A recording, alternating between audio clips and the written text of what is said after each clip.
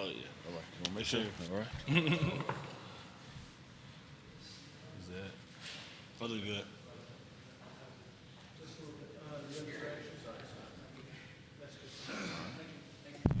Thank you, sir.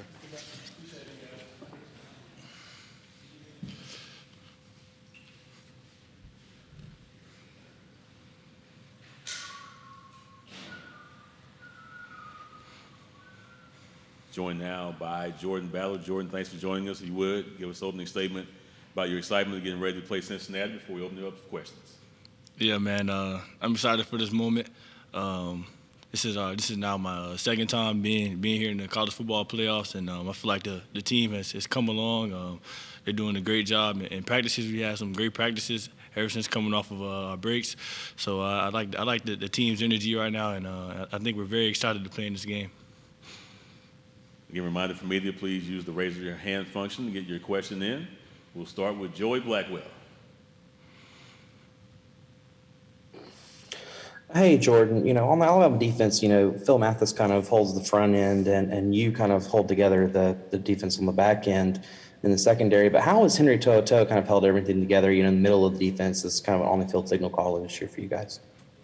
Yeah, when we playing games, the biggest thing is communication, and when the front end has the call and the back end has the call, and we're all on the same page, that's when we make plays, and when we're not, that's when we allow big plays. So that's a big thing to for Henry, a big task for Henry, get this defense on the same page, get the call in, and allow us to play our game.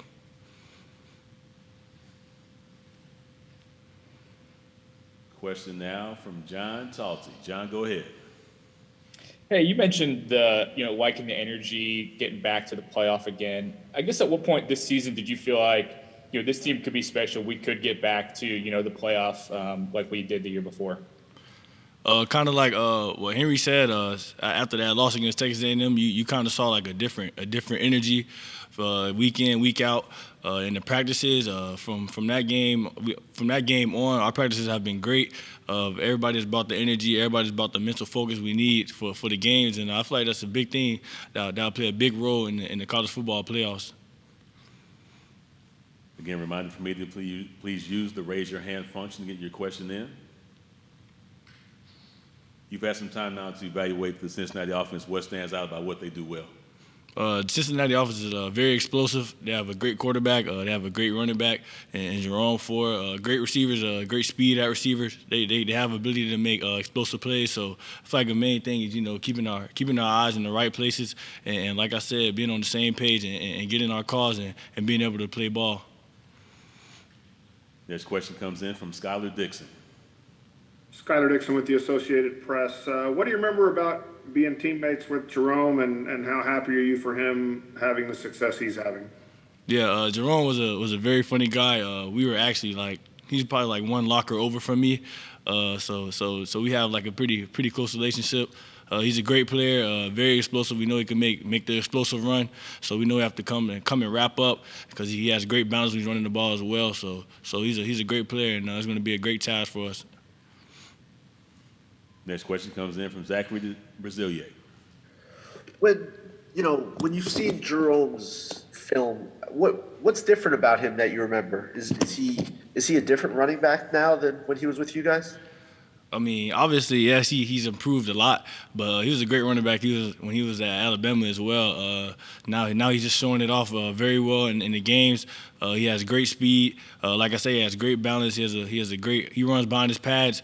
So we have to come and rally to the ball, all 11 hats, because one guy might not make the tackle, but we have to be able to make sure that the next 10 will make the tackle. Next question from Maxwell Donaldson. Hey, Jordan. You guys have a lot of younger guys all over the defense, but especially in the secondary. Can you just talk about, what you've seen from them? Yes, in the film room, they're paying attention a lot more. They're getting the plays down. And like I said, communicating very well to the safeties, making sure Kool-Aid's making sure he's getting the call from the safety. We have Kyrie Jackson making sure he's getting the call from the safety. And those guys are coming along very well, and we just like to see the improvement from them and the mental focus that they're carrying every day in practice just to keep it up. Next question from Chris Vanini.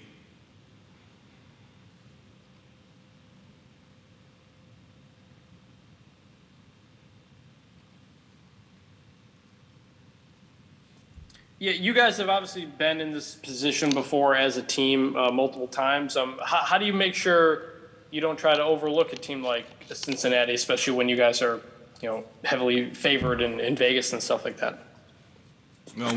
We try to focus on us. That's the main thing. The game starts with us. We go out there and we're not on the same page, and we go out there and let up explosive plays. The game can be lost and won by our play. So we try not to focus on the opponent too much and the ability of what they can play to, but try to play to our standard and keep that focus going into the games. Next question from Joseph Hoyt. Hey, Jordan, this is Joseph Hoyt from the Dallas Morning News. Obviously a lot of the talk with Jerome is that he's gotten an opportunity now at Cincinnati to kind of show off what he's been doing. And he was a little bit more talented at Bama in the backfield. From a defensive guy at Alabama, how good is the Alabama backfield year in and year out, and how deep is it? Every year, Alabama has a great running back. So it's just almost like a every year kind of thing. The younger guy sits back and watches the older guy, and the older guy teaches the younger guy very well. They also come in as great athletes and only improve from the leadership that they're getting while they come to Bama. So that's really like a you see it like every year, and guys take that information in from the older guy, and they just go and improve from it. Another question now from John Talty. Yeah, Jordan, just kind of going off of that, now that you're one of the veteran guys, you've been through it, how much are you kind of personally pulling aside guys like Kool-Aid and others to kind of help them get through things and get ready for big moments like this? Yeah, these guys listen very well. They ask questions when they don't know anything. They ask questions in the film room when they need to know something. When Kool-Aid doesn't know anything, or when Cherryon, when Kyrie, when they don't know anything, they ask questions and make sure in the game that they don't mess it up, or make sure when they go out and practice they don't mess it up, and they try to perfect their crafts every day. So that's a big thing. They listen and they always want to get better. Follow up now from Zachary Brazilier.